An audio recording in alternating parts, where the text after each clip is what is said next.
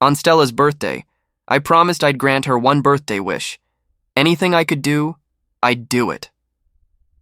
She rolled her eyes and said sarcastically, "In that case, I wish you'd get lost. Can you do that?" The people around us burst out laughing. "Aren't you asking the impossible?" they joked. Everyone knew Leo was a human barnacle. You couldn't shake him off. He'd stick around no matter who else left.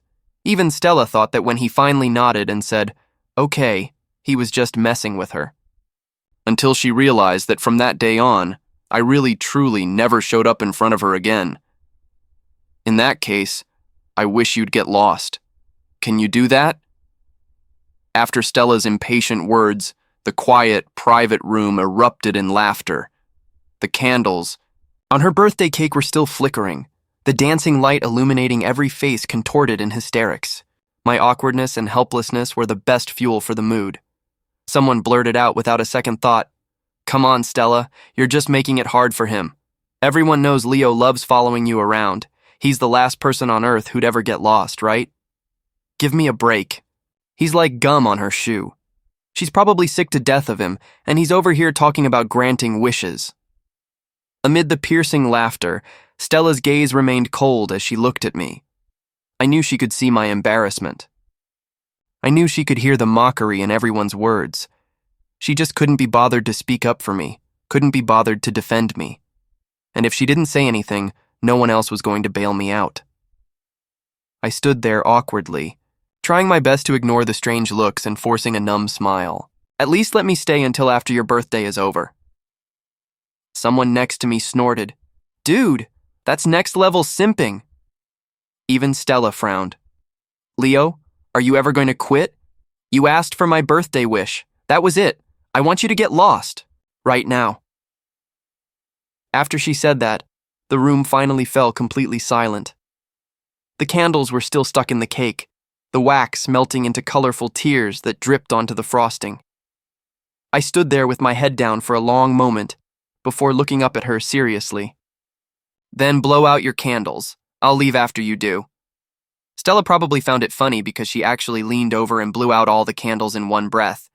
Then, as if to provoke me, she shot back, "Happy now?" I nodded. "Okay." Then I actually stood up, put on my jacket, and walked to the door under everyone's silent stares. Before I pushed the door open to leave, I paused and looked back at Stella, who was sitting in the center of the group. There was so much I wanted to say. I wanted to tell her she was allergic to eggs and shouldn't eat cake from bakeries, that it might rain later and she shouldn't skip the umbrella just for convenience, and that if she got sick, she needed to go to the doctor right away and not just tough it out. But in the end, looking at her impatient expression, I edited it all down to a single sentence. "Don't be upset. It's bad for your heart. I'm leaving, Stella." On the cab ride home, I saw a video one of Stella's friends posted on their social feed. In the video, a few people were laughing their heads off, placing bets on how many days it would take for me to come crawling back to apologize. Some said a week, others said 3 days. Someone even said I'd show up the next morning pretending nothing had happened. When they turned the camera on Stella, she scowled and pushed it away, muttering, "This is so stupid." But someone else quickly asked her, "You were so harsh just now. Aren't you afraid Leo might actually not come back?" In the video, Stella clearly froze for a second before scoffing. "He wouldn't dare." The video ended with a roar of unrestrained laughter. I stared blankly at the dark screen. The driver glanced at me in the rearview mirror a few times before asking cautiously, "Fight with your girlfriend, son." I paused for a moment. No. It wasn't a fight, and she wasn't my girlfriend. I almost laughed at myself. After nearly 10 years of being by Stella's side, we still had no official title on the day we parted. Not quite lovers, not even friends. If you had, to put a label on it, her friend's description was the most accurate. A leech you can't get rid of. For 4 years in college, I brought breakfast for her every single day because of her stomach problems, and I memorized all her strange allergies. I took care of her when she had fevers and colds, went with her to the hospital, and stayed up all night by her bedside while she was on an IV drip. Stella had a terrible temper, and many of her friends couldn't stand it. Only I could remain completely calm after her outbursts and gently remind her, "Don't get upset. It's bad for your heart." For all these years, her friends whispered behind my back that I was a pathetic simp, a free butler. They said I deserved it when she took me for granted and ordered me around. They said she treated me terribly because I let her, and they weren't wrong. But what no one knew was that my boundless, unconditional devotion to Stella wasn't about losing my dignity for love. I wanted her to be healthy, safe, and carefree. It was because of the heart beating inside her chest, the heart that belonged to the woman I loved. I didn't have much stuff at the apartment we shared. After packing up one box, I asked the cleaning lady to throw the rest away. Her eyes filled with pity.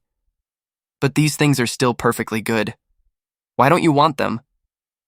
That box was full of luxury goods, most of which were things Stella had bought on a whim for some guy she was chasing, then casually tossed to me when he didn't want them. Some of it was compensation. Like the time she suddenly craved cake in the middle of the night, and I drove across half the city to buy it, only to stand outside her door all night because she was too lazy to open it. Or the time she, without any warning, gave my guaranteed spot in grad school to her new boyfriend. And times like today, when she just took her bad mood out on me and told me to get lost in front of everyone. My compensation would inevitably be a watch or a pair of cufflinks. Stella would never say sorry, but luckily, I never expected her to. I snapped back to the present and nodded at the cleaning lady. "If you want any of it, just take it. I don't need it anymore."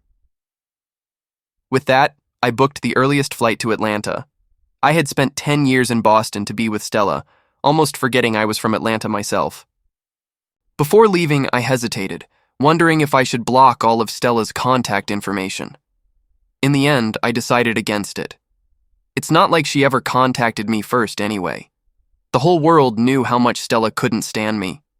For once, I was doing exactly what she wanted by leaving for good. She was probably thrilled. Just before the plane took off, I happened to see that Stella, who hadn't posted in ages, had a new update on her feed. The picture was of two clasped hands with a caption written in what sounded like a young guy's playful tone. "She's my responsibility now." My heart seized for a moment, but the feeling was quickly replaced by relief. This was for the best, I told myself. I had clung to Stella's side for nearly a decade, day after day, trying to catch the reflection of the moon in the water, searching for shadows of an old love in her. But over those 10 years, we had become like two twisted trees, our roots tangled together, strangling each other. It was good to be apart. She let me go, and I let her go. It was a 10-year dream. It was time to wake up. My life back in Atlanta was not what I expected. A sudden whirlwind of work and long overdue catch-ups with family and friends kept me so busy, I didn't even have time to feel sad. Stella called a week after I got back, on the same day as my college reunion. When the name Stella flashed on my screen, I thought I was seeing things. Assuming it was an emergency, I quickly walked a few steps away to a quiet corner and answered, but after saying, "Hello?"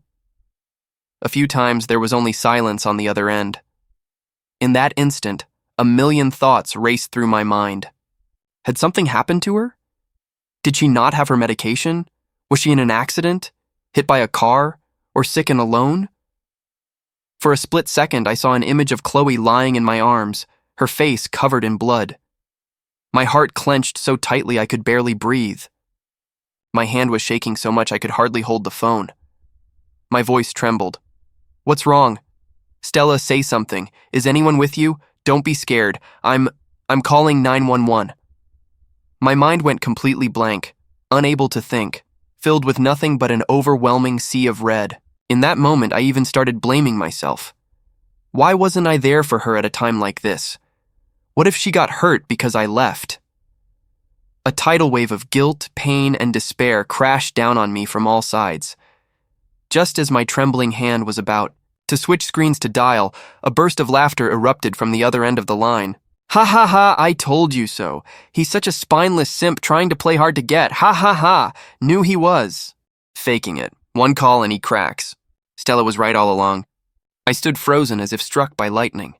All the sounds around me faded away. For the first time, their voices sounded so grating, so humiliating. I was still numb from the panic, and I had to lean against the wall just to stay upright.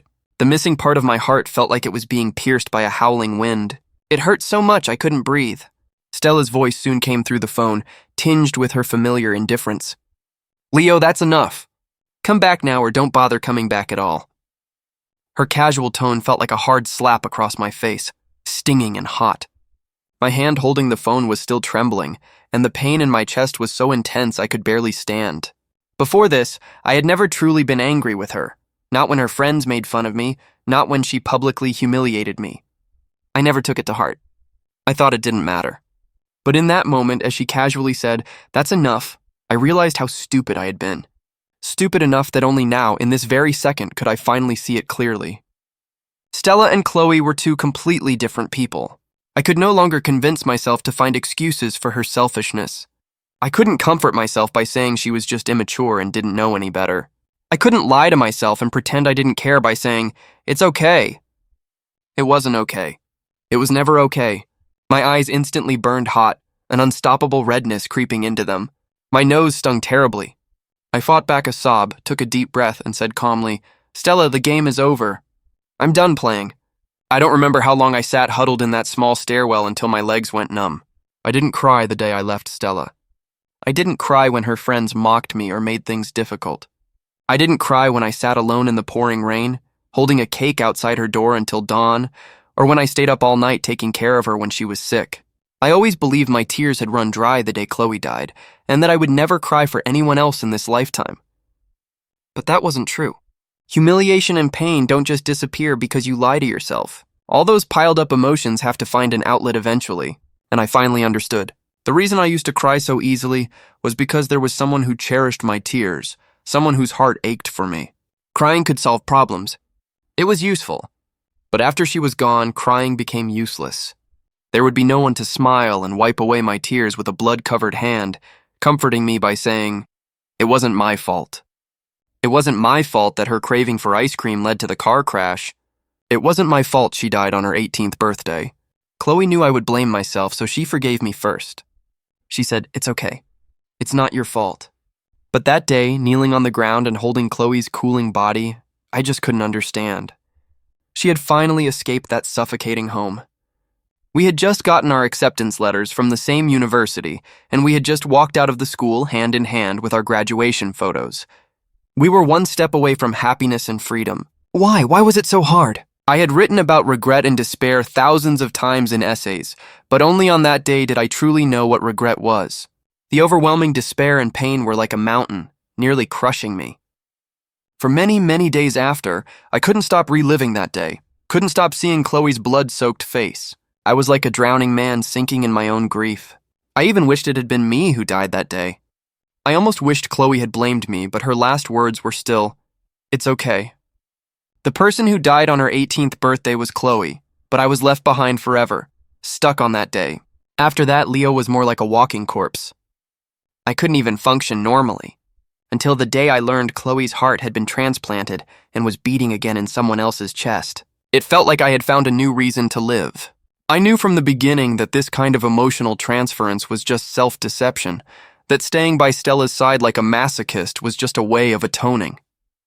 But so what? I didn't care.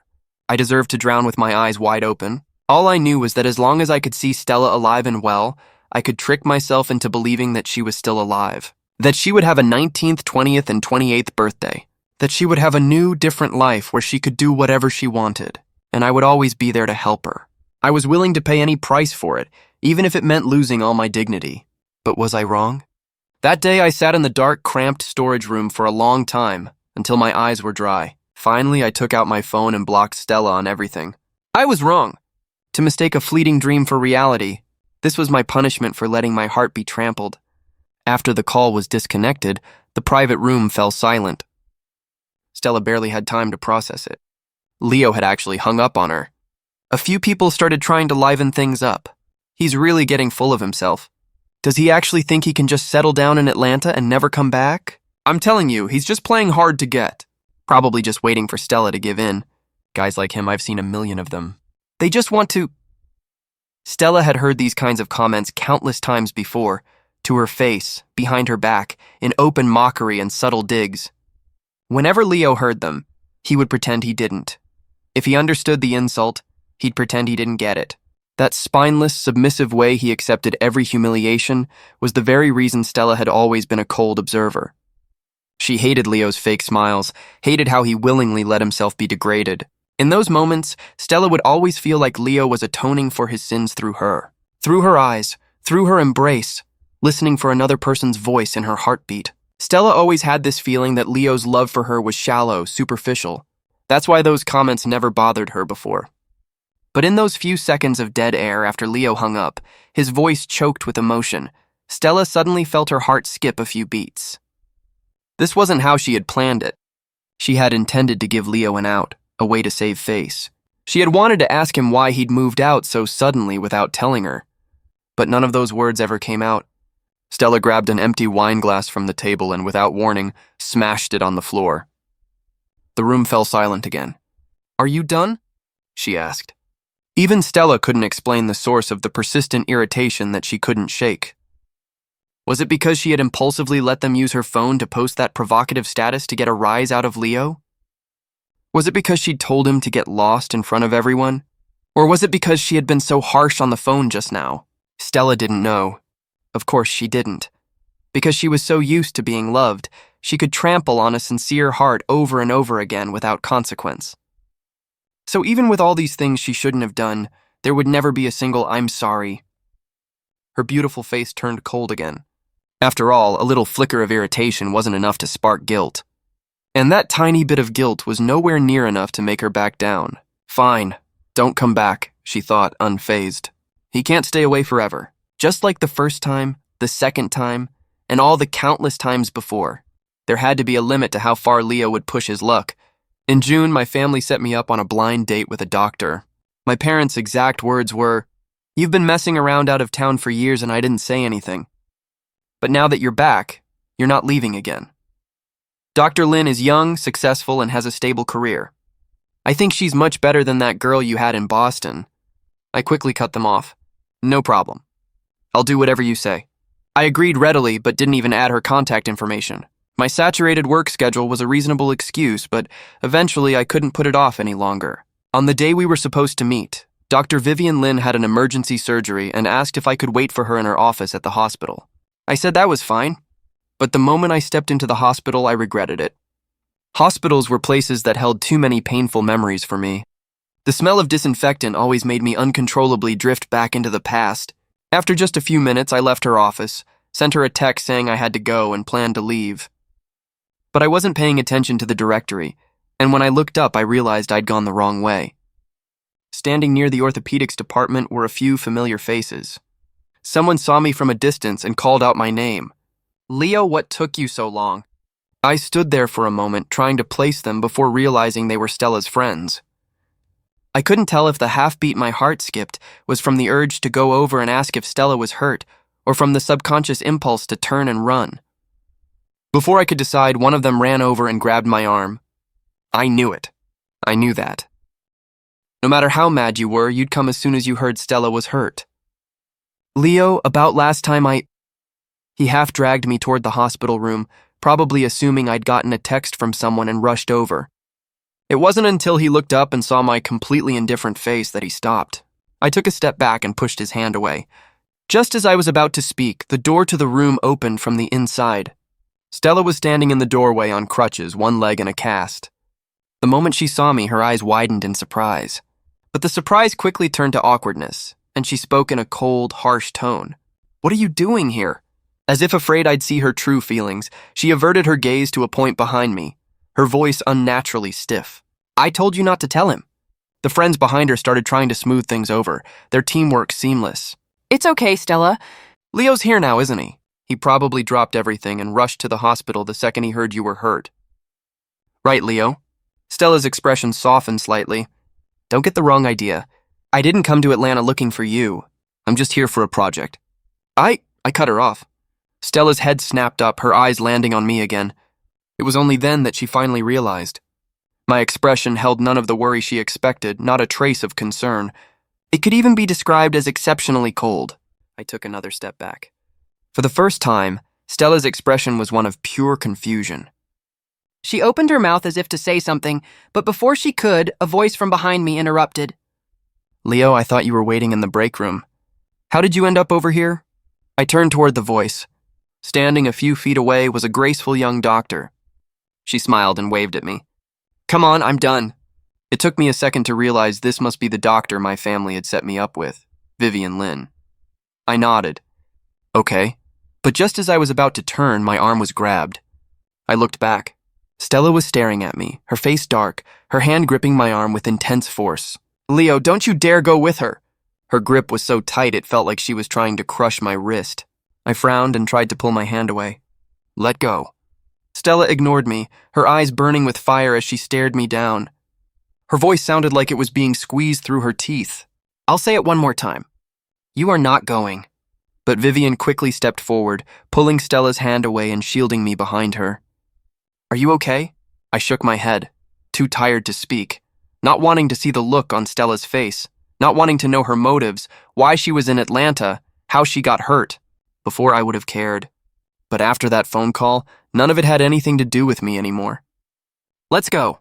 As I turned to leave with Vivian, I heard Stella scream my name in a furious rage behind me. Then came the clatter of a crutch falling, the thud of a body hitting the floor, and the shocked cries of her friends rushing to help her up. But my steps only faltered for a second. I didn't look back. I was absent-mindedly following Vivian when she finally put me in the passenger seat of her car. Only then did she ask casually, was that her? The one who received Chloe's heart? My head shot up and I stared at her in shock, but Vivian's expression was one of someone who had expected this. It was only then that I realized where the sense of familiarity about Vivian came from. You don't recognize me? Vivian gave a self-deprecating laugh. Leo, you really have a terrible memory. With that, she turned away from me, started the car, and merged into traffic. I dug through my memories, and finally, the gentle, beautiful face before me merged with a younger, more innocent one from my past. You're Vivian? My voice suddenly failed me.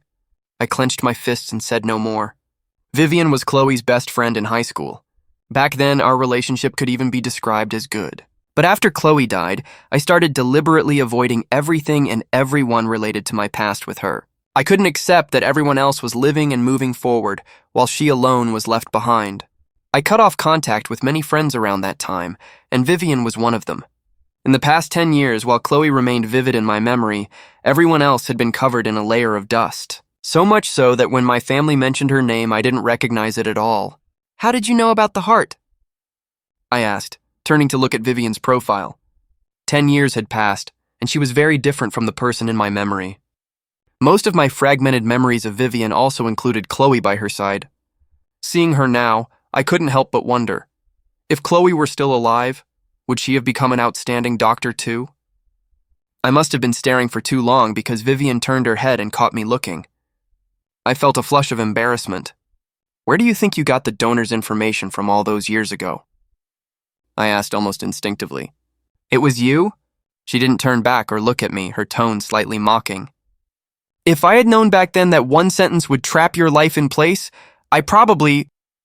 Vivian stopped mid-sentence and laughed again. I probably still would have told you. Leo, I never meant for you to get stuck in Boston for 10 years. When I told you the news, I was just hoping you could look forward. Wounds heal, but scars don't disappear. I knew you needed a reason to live, but I still feel... I'm sorry. After Vivian's confession, I was suddenly at a loss for words. After a long silence, I spoke softly. It's not your fault. She had only told me the news. I was the one who decided to atone for it through self-deception. I was the one who willingly degraded myself, hiding by Stella's side for 10 years, too afraid to face reality. Suddenly, it all felt so absurdly ironic. Vivian had secretly told me that Chloe's heart would continue to beat in someone else's body so that I could move on. But I used that news to lie to myself for another 10 years. Only now could I say with confidence that I had accepted Chloe's death. Leo, if Chloe were still alive, she probably wouldn't want you to be like this. The car finally stopped in front of a restaurant. She turned her head and smiled at me. I know it. She never would have blamed you. So stop atoning. You have nothing to be guilty of. Vivian turned out to be a pretty funny and interesting person. If she hadn't brought it up herself, I would have had a hard time connecting her to the Vivian from my memories. When she dropped me off at my apartment building, she produced a gift from somewhere and handed it to me. Seeing my flustered expression, she explained perfectly, "Don't read too much into it." Her tactfulness left me no room to refuse. After saying goodbye, I was walking toward my building with the flowers when I saw someone who shouldn't have been there, Stella. After our hurried encounter that afternoon, I could now see as she leaned against her car that she had indeed lost weight. Stella had a sensitive stomach and a long list of allergies, so there wasn't much she could eat when dining out. For all 4 years of college, I made her breakfast. Even so, she had been hospitalized more than once for sudden allergic reactions. It wasn't easy to help Stella gain weight, but it was very easy for her to become as thin as a rail. I couldn't say for sure if seeing her now, standing before me so undignified on her crutches, brought me more vindictive pleasure or sadness that she was doing so poorly. "Leo, you two went on a date?" Stella's face was dark as she stared at the gift in my hands. I had no intention of explaining anything to her. There was no need. My relationship with Vivian now, and what it might become in the future, was none of her business. I took a deep breath and pulled out my phone, opening the dialer. "Is someone here with you?" "If you don't have anything else, then..." Stella suddenly seemed to panic. "You didn't answer me!" "Were you on a date with her, Leo? Why won't you come back to Boston? You left without a word and you won't answer my calls." "Leo, don't you know..." She seemed to have forgotten her injury. As she took a step forward, she lost her balance and fell to the ground. I almost instinctively rushed forward to help her up, but I stopped myself right in front of her. We had nothing to do with each other anymore. Her not eating, her broken leg, none of it was my problem anymore. So in the end, I just walked around her, past her, without stopping, and went into the apartment building. Leo.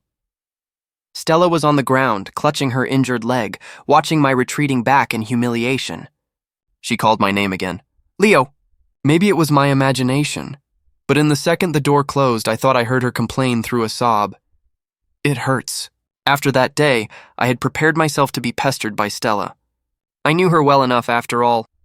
When she got an idea in her head, there was no telling what strange things she might do. Even if a dog you'd had for 10 years ran away, you'd probably be sad for a while, let alone a person who had taken care of you for a decade. It wouldn't be surprising if she mistook this sense of loss for liking or even love. People have that flaw. You don't know what you've got till it's gone. But I also knew it was all an illusion because no kind of love grows thorns to hurt the other person. I had given love and I had received love. I knew that wasn't what it looked like. Stella didn't love me. She just couldn't stand losing. So it would be normal for her to act on a whim and harass me. But to my surprise, for a long time after that day, she didn't come looking for me. My life returned to normal. I started, as Vivian had said, a new life, and it turned out not to be as hard as I had imagined. I visited Chloe's grave and found that I was no longer afraid to see the gray and white photo on the tombstone. When I passed by that familiar street corner, I no longer froze in fear. I started seeing old friends, talking about the past and speaking of it all with a sense of calm. Atlanta, which had been frozen in my memory for 10 years, began to thaw. I found that I was starting to be less afraid of walking forward alone. But just when I thought I could really start over, right before fall truly set in, Stella returned. And I finally found out what she had been doing during the months she was gone. She had moved her entire career focus to Atlanta, even renting an apartment right across from mine.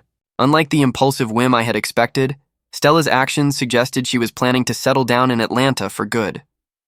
What felt even more wrong was how her attitude toward me had completely changed. Flowers left at my door every morning, breakfast handed to me by someone who had clearly been waiting outside for who knows how long. Her shameless insistence on driving me to and from work I could just about manage to ignore it all.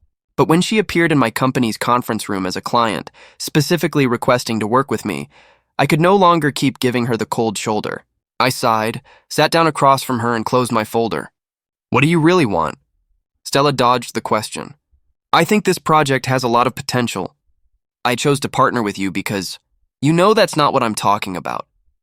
Stella, you send me flowers, bring me breakfast, rent an apartment across from mine, and follow me to Atlanta. Don't tell me this is all for work."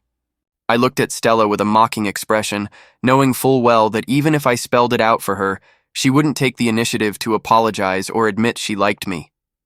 That was just who she was, too proud, especially when it came to me. "No," she said, her voice faltering as if finally gathering the courage to speak again. "Leo, I'm here for you. When she said those words so earnestly, it was so absurd and ridiculous, it was almost funny. Truly. We had been together for 8, if not 10 years. During that time, my devotion to her wasn't total, but it was close to everything I had. I admit, I was good to her because of the transplanted heart. But all those days we spent together were real. Not once did Stella ever give a positive response to my care or kindness. I knew I brought this on myself. I deserved it. But now that I had stopped being a pathetic fool trying to please her, shouldn't she just stay put in Boston? Why? Why did she have to come find me? Wasn't she done playing games? Or was this some new trick? Stella, do you even know what you're saying? When I asked, she actually nodded, her expression serious. I know you're resentful about what happened before.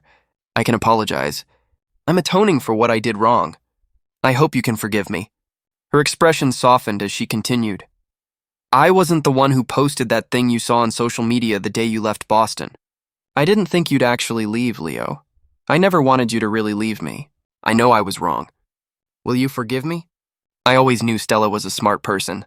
She knew how to use her assets to make people soften. Finally, she was using that tactic on me. But as I looked at her pleading pitifully, I felt absolutely nothing. In that moment, I suddenly felt there was no need to keep it a secret anymore. Whatever I might have owed Stella in the past, I had long since paid it back. We were even now. Stella, you had a heart transplant, didn't you? As I calmly laid everything out, Stella's face went pale. She who was always so nonchalant and carefree was rarely at such a loss, so utterly mortified. I don't believe you. You're lying to me. Stella shook her head, her eyes cast down, refusing to look at me. You're just mad at me, so you're making things up to hurt me. I ignored her evasion and continued, opening my own wounds. You had a heart transplant in the summer you turned 18. All you know is that the donor died on the scene in a car accident and was declared brain dead. Her name was Chloe. She was 18 too. Stella, you know whether I'm lying or not. She finally fell completely silent. I knew she believed me. After a long pause, Stella spoke again, her voice hoarse. So you were good to me. You took care of me. It was never because you liked me, was it? She suddenly looked up, her eyes red as she stared into mine. I didn't avoid her gaze. I just nodded. Yes. After those 2 words, Stella's tears suddenly started to fall. I had never seen her cry before. This was the first time. She whispered her accusation, her voice trembling, her tears silent. Liar! Leo, you're a liar! The tears kept streaming down her face, stripping the words of any threat. But she continued. How could you use me as a replacement for someone else? How could you just walk away after I started to like you? It's not fair. It was another one of Stella's tyrannical decrees, a rule that only the old, unconditionally obedient Leo would have followed. But the Leo sitting across from her now, the one who could watch her cry without feeling a single pang of heartache, would only say to her, Please don't bother me again. If you're here, I can't move on. I looked seriously at Stella's confused, hurt face. I knew it would probably take her a long time to accept that the last 10 years had been a lie. But as the one who benefited from it, she had no standing to say anything more. Stella, let's just leave it at this. We're even. You don't belong in Atlanta, and neither do I. After that day, I really never saw Stella again. The client for the company project paid a hefty penalty to break the contract. The apartment across the street was as expected empty. No one showed up at my door at the same time every day with a new bouquet of flowers and a hot breakfast. But I decided to move anyway. Vivian came to help me on moving day. As the movers drove away, she magically produced another gift from her passenger seat. I took the gift and looked at her in surprise. You don't actually have a thing for me, do you? She laughed and gave my head a little shove. You're overthinking it. Seeing my relief, she asked suspiciously, What's that supposed to mean? Am I that bad? I waved my hands. Of course not. It was just that, as I looked up at the bright sun, a late autumn wind carried a slight chill. I instinctively pulled my neck back into my fluffy coat. I told her, it's just that I think I'm fine on my own. I declined her offer to drive me to my new place and turned, walking forward at my own pace. The sun was bright, the air crisp and clear. I used to always be afraid of being alone, afraid of being abandoned, afraid of loneliness. But after all that fear, I realized there was nothing to be afraid of. You have to get used to being on your own. Being alone is fine,